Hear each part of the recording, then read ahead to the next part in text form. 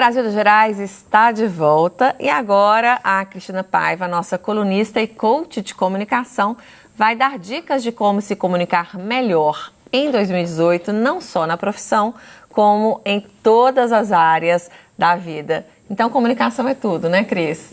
Ah, é sim, viu, Paty?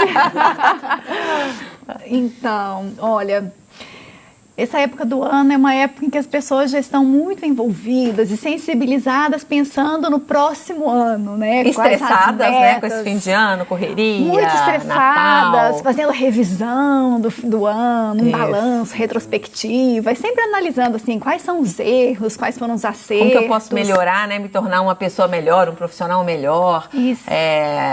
Uma mãe melhor, melhorar em todas as áreas da vida. Porque a gente tende a aprender com os nossos erros, né? Tem até uma frase do Bial que eu gosto muito, que ele fala assim: aprender com os erros não é um exercício de humildade, mas é um exercício de ambição. É porque a gente quer melhorar, né? Você quer ir para frente. E a gente faz essa listinha de metas sempre baseado nesses aspectos. Mas já viu que às vezes as metas ficam lá no papel, né? Quase sempre, né? A gente chega no final do ano e fala assim, as metas que eu planejei foram realmente cumpridas? E o que acontece, afinal? Na verdade, o que acontece é que talvez elas não tenham sido elaboradas da maneira correta. Como que a gente deve fazer isso, né? A gente tem que pensar sempre que as metas, elas devem ser planejadas de acordo com o que a gente acredita, com o que a gente realmente quer. E às vezes a gente não sabe o que a gente realmente quer. O que você quer para o seu futuro? Como que isso vai acontecer? Né? O que você precisa para alcançar isso? Né? Então, para entrar em ação, a gente precisa realmente analisar esses aspectos. Tem que ter a ver com os nossos sonhos, tem que ter a ver com o nosso propósito de vida e tem que ter a ver com as competências que a gente tem. E a gente tem que fazer isso. Que a gente dá conta de fazer também, conta de fazer. Então, esse exercício da competência de analisar quais são as minhas competências e quais são as competências que eu preciso para atingir essas metas é fundamental. Mas esse exercício das metas, inclusive, é algo que acho que a gente deveria fazer o ano inteiro, né? E a gente só chega e fazer no ano uma revisão. Sim, uma revisão regular. E a gente só deixa isso só no final começo do ano. No final do ano ou no começo do ano, põe no papel metas normalmente muito altas, né? Pra gente conquistar, mas a gente não sabe como chegar lá. Não sabe como chegar lá. Então, se não tiver o planejamento... Que ações serão tomadas para conseguir atingir a meta, né? Esse que é o ponto, Talvez também começar por uma meta pequena, né? E de curto prazo. Porque aí quando você atinge aquele objetivo, você já tem ânimo, né? Para uma coisa maior. Bem falado. E a gente ter convicção, né, do que a gente realmente quer. Porque se você não tem essa convicção, no meio do caminho você perde a energia. Então, essa energia vai embora. E aí você não elabora aquilo que você precisava. Aí você fica perdido de novo ao longo do ano. E quais são essas competências aí? Até saiu uma pesquisa recentemente que a Microsoft pediu para um instituto de pesquisa americano para avaliar quais as competências que o mercado de trabalho eles identificam como necessárias para os profissionais.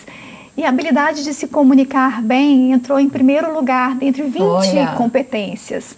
Né? Então, assim, tem outras competências, organização, planejamento, criatividade, trabalhar em equipe. Depois a gente entra numa esfera muito forte também da capacidade de resolver problemas complexos. Essa é uma habilidade extremamente desejada pelas empresas, que seus colaboradores consigam dar solução para aqueles problemas que estão ali. A gente tem um estudo também realizado fazendo a conexão com a tecnologia, o impacto da tecnologia com o mundo do trabalho. Foi apresentado, inclusive, esse ano no Fórum Econômico na Suíça, em Davos, falando sobre isso. E quais são as habilidades também que são as habilidades do futuro, tendo em vista tudo que essa automação industrial, da quarta revolução industrial, ou seja, da inteligência artificial, do robô, de tudo isso que hoje já impacta o mundo do trabalho e mais rapidamente isso vai impactar em função do desenvolvimento tecnológico que vem acontecendo. Então, o perfil do trabalhador ele tende a mudar também, porque aquilo que é manual, operacional, tende a ser executado pelas máquinas. Né? A gente já sabe disso. E aí, por outro lado, o que cabe ao homem executar vai ser aquilo muito particular do ser humano. Aquelas habilidades que a máquina não tem e que são do ser humano. E por exemplo, a inteligência emocional, né, é uma delas que é dessa esfera daquilo de dar conta daquilo que a máquina não dá conta. E faz toda a diferença, das relações né? humanas. Daí tá essa questão da empatia, tá a questão da comunicação. Isso tá dentro de uma... Saber trabalhar em equipe, né? Em conjunto, sem dúvida. E são habilidades importantíssimas, né, para o mercado. Você quer completar aquela lista sua? Vamos lá. Não, dentro dessa lista, assim, a gente vê em diversos nichos profissionais a necessidade de ter essa clareza na comunicação, de saber argumentar, de se posicionar. Isso é uma habilidade comunicativa, de saber falar um não também na hora certa. Isso é habilidade justificando, né? Justificando, conseguindo, com técnica mesmo. Existe técnica para você conseguir falar um não positivo que a gente fala. Né? Então, em que a pessoa recebe e fica feliz. Como é que é um não positivo? Um sorriso, né? No caso do não positivo, as pessoas têm medo de falar, não posso fazer, né? Mas você vai explicar para essa pessoa as suas razões, você tem que argumentar. Né? Falar, olha, eu entendo a sua dificuldade, eu sei que você está precisando disso, eu não posso te ajudar agora. Mas por isso, coloca as suas razões e dê uma solução. Sugere uma solução melhor. Para a pessoa. E se mostra aberta para outras... Então, essa é uma das de ajuda, técnicas, né? que a gente pode utilizar nas pessoas que têm a dificuldade de falar um não. Essas pessoas que têm essa dificuldade de falar um não, a gente fala que usa uma comunicação passiva. Existe uma diferença entre comunicação passiva e pacífica. Lá, lógico que a gente tem que ser pacífico. Mas sempre pacífico. Mas a comunicação passiva é aquela comunicação que a pessoa não se posiciona, ela não se coloca, ela tem dificuldade de colocar suas ideias. E joga contra ela, né? E joga contra ela. Então, dentro de reuniões, ela não levanta a mão para falar uma ideia interessante que ela teve. Por vergonha, talvez? Pode explicar, né? Até por que determinado prazo não é factível, né? Exatamente. Às vezes muitas vezes é o medo do julgamento. Ah, sim. Eu acho que esse não tem alguma coisa que a gente pode aproveitar do ensinamento dos toltecas, que eles falam sobre a impecabilidade da palavra, que é o quê? Quando você comunica a sua verdade, mesmo um não, ele vai ter uma ressonância positiva na outra pessoa, porque você está sendo impecável com a sua palavra. Então você está comunicando o que de fato você está sentindo. A sua verdade. A sua verdade. É melhor do que você falar um sim querendo dizer não, porque a pessoa percebe, né?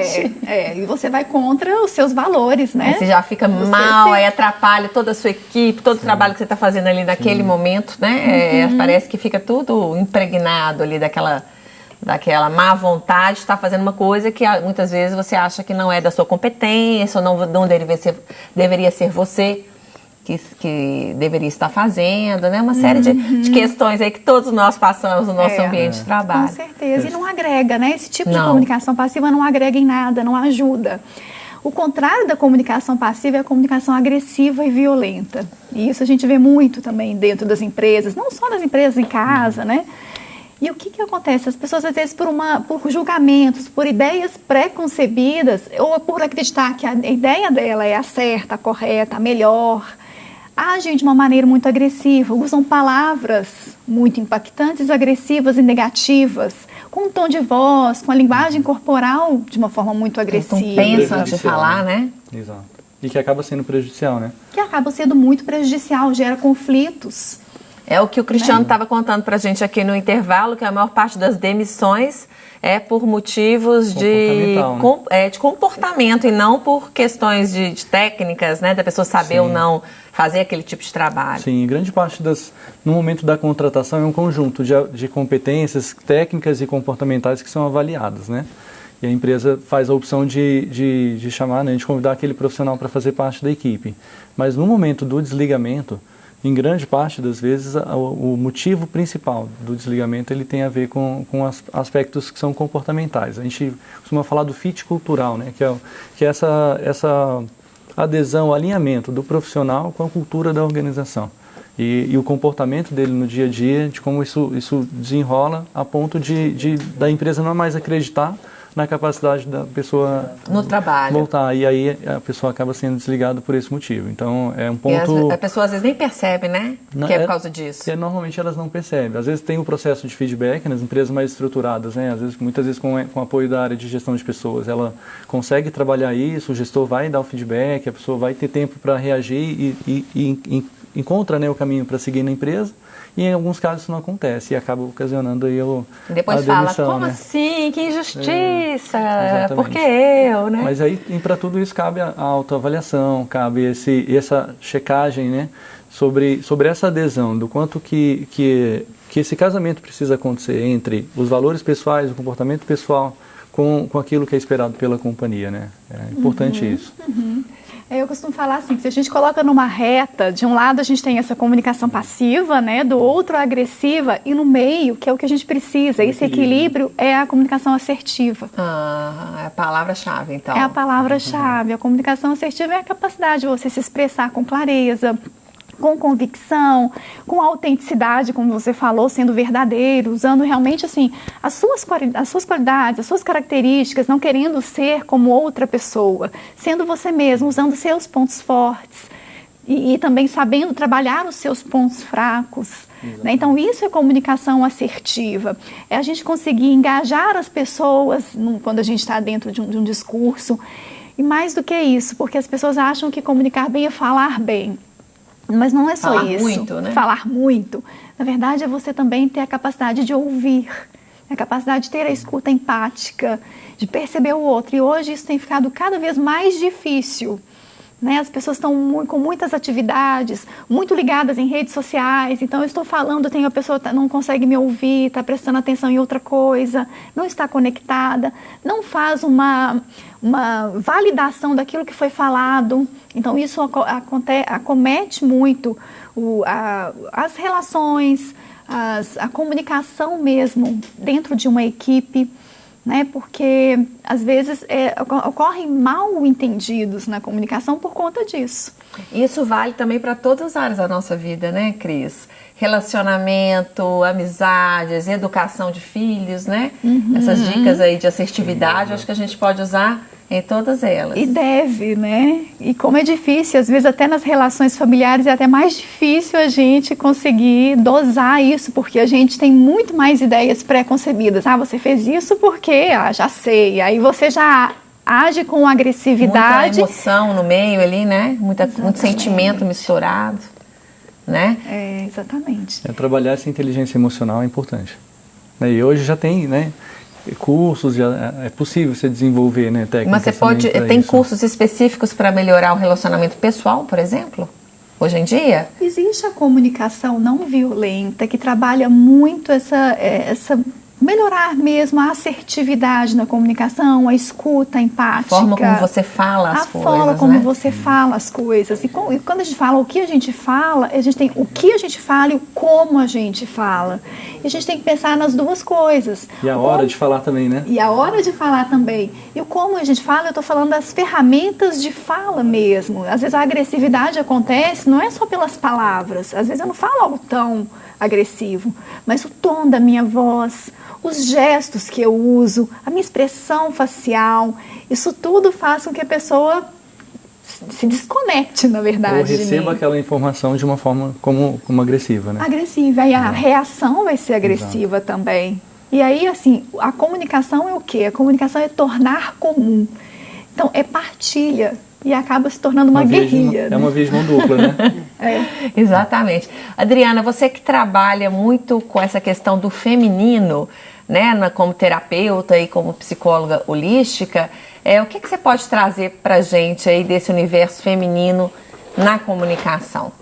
Então, o que eu percebo é que no início as mulheres elas acabaram tendo que se colocar no papel dos homens, que elas acreditavam ser o melhor papel para se conseguir os melhores cargos, Você né? fala na vida profissional, Na vida né? profissional, E sim. muitas vezes também no dia a dia para tentar se impor, se impor, colocar, né? Fazer isso. valer a sua vontade. E aí a questão da comunicação ficou de uma forma agressiva e que isso não é normal, não é natural do feminino. O feminino, ele tem uma suavidade, né? E pode-se ser assertiva tendo essa suavidade e essa delicadeza. Eu acho que isso é importante, né, em todas as relações. A gente tem que usar isso a nosso favor e não contra, né? O feminino a nosso favor, como um ponto positivo aí no trabalho e na vida em geral, né? Isso. Da inteligência emocional, inclusive, porque eu acho que nas mulheres essa inteligência emocional costuma ser mais trabalhada, né? Do que nos homens. Do que nos homens. Os homens têm um pouco, às vezes, um pouco de bloqueio em relação a isso. Até porque a sociedade, ela permite isso também para a mulher, né? Ela permite falar, a mulher é intuitiva, né? Colocar suas emoções, falar de si, né? Do que sente, do que espera do outro. Existem grandes, né, cases, né, de empresas que têm sucesso, né, a partir do momento em que são geridas por mulheres em função dessas características que elas conseguem aplicar, né? Então isso também é comprovado, né? É uma coisa que também o futuro do trabalho tende a valorizar isso, né? E a mulher, ela pode chegar a altos cargos, né? A se dar bem profissionalmente, sendo doce, sendo positiva, aquela coisa, endurecer sem perder a ternura, né? Exatamente. Sem dúvida. Não precisa ser um homem vestido de mulher, né? Isso, e valorizar, né? Valorizar as características femininas e as características masculinas, né? E saber também que as empresas, elas hoje, cada vez mais, elas estão buscando profissionais qualificados. Então, tá uma coisa indiferente, né? Se ser o sexo feminino ou masculino. E nas relações pessoais, quando a gente fala de papéis, nós estamos falando de feminino e masculino. Às vezes, alguns homens são extremamente femininos, né? Que eles têm uma delicadeza. Então, assim, permitir também essa delicadeza do masculino, porque eu acho que isso traz também a questão da delicadeza na comunicação, né? Então, assim, com certeza, a comunicação, ela fica mais afetiva. E aí é sempre mais fácil.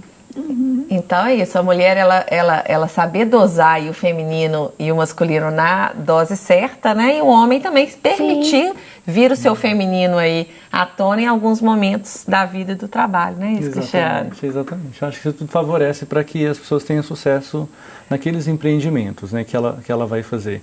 E a gente sempre acredita que ou seja o profissional, seja na vida pessoal, a gente precisa ter esses objetivos claros e pensar que marca eu quero deixar, né? Que marca eu quero ser, que resultados eu quero alcançar. E em cima disso, sem dúvida, a comunicação é uma ferramenta que auxilia muito, né, a alcançar esses resultados, né, que são esperados. E antes da gente terminar esse bloco, eu queria dar espaço também para quem quer se recolocar no mercado de trabalho, né? Não só para quem está entrando, porque com essa crise toda aí, a gente estava até comentando sobre isso essa semana aqui no programa, como o brasileiro é criativo, como ele tem que se reinventar o tempo todo, muitas vezes mudar de profissão, mudar de atividade. Que dica que você dá para quem quer aí um novo caminho em 2018? Sim, isso vai ser cada vez mais comum, também pelo impacto da própria tecnologia no mundo do trabalho. Assim, essa migração de carreira, essa recolocação, novas formas de trabalho também é algo que a gente já observa um movimento no mundo e também no Brasil, mas das pessoas pensarem também novos formatos de trabalho. Hoje esse trabalho típico, né, de 8 às 18, de segunda a sexta-feira, na mesma empresa, no mesmo local, é algo que tende ao longo do tempo a diminuir. Então a gente pensar também, estar aberto para oportunidades de trabalho que não seja exatamente nesse padrão, nesse formato. Então, muitas vezes um trabalho e não um emprego, né? Exatamente, assim, da pessoa empreender, ter algum pequeno projeto, de trabalhar às vezes junto com alguma dessas plataformas, né, como por exemplo o Uber tem, ou como, sei lá, o Fala Freud, né, para os psicólogos, que é uma plataforma de atendimento psicológico digital. Então, assim, essa integração com a tecnologia é algo que eu sempre recomendo para as pessoas que estão nessa fase também de transição de carreira, porque é algo que... Home office, né? Muita gente trabalha de casa. A gente tem um estudo recente também nessa direção que mostra o quanto que as pessoas buscam hoje esse equilíbrio entre a vida pessoal e a vida profissional. Então, o home office é uma forma de se fazer esse equilíbrio, ou também de ter vários trabalhos. Um trabalho é segunda-feira de manhã, o outro é na terça o dia inteiro, o outro é na quinta. Então, você conseguir equalizar várias oportunidades junto com aquilo que te agrega valor e ao mesmo tempo atinge às vezes a remuneração que é esperada, com maior equilíbrio entre a vida pessoal e pessoal, porque isso é mais sustentável. Sendo até mais feliz, né? Sendo mais feliz às vezes também. Então, tá certo. Esse também é outro caminho, assim. A gente fala que outra habilidade muito importante é a capacidade de aprendizagem, porque devido a tamanha mudança desse mundo do trabalho, aprender, reaprender e aprender coisas novas todos os dias. Aprender tem que ser como tomar água. Todos os dias a gente toma água, todos os dias a gente precisa aprender coisa nova. E isso até nos move para frente, né? A vontade dúvida. de aprender, de se renovar, de conhecer Exatamente. Coisas e viver experiências novas, né? Exato. Para quem quer essa recolocação, para quem busca, muito importante também é a questão do networking. A gente não pode deixar de falar do quanto que é importante a ativação do networking, porque muita gente tem o networking como uma conexão fria no LinkedIn, né, ou de uma outra plataforma, de uma outra rede social, mas o importante é conseguir Não é por ativar. aí, né? É pegar o telefone, ligar para os amigos, ligar para o antigo companheiro de trabalho, né? Trocar realmente fazer essa comunicação mais direta e mais humana, mais porque viva. a partir dessas interações é que a maioria das oportunidades acabam surgindo, seja por uma indicação direta para uma vaga, ou seja também pela indicação de uma oportunidade que surge em um outro canal. Então, tá certo, vamos apostar. Ô, gente, continue ligado, porque no próximo bloco a gente vai ensinar bênçãos para um 2018 melhor. Você não pode perder.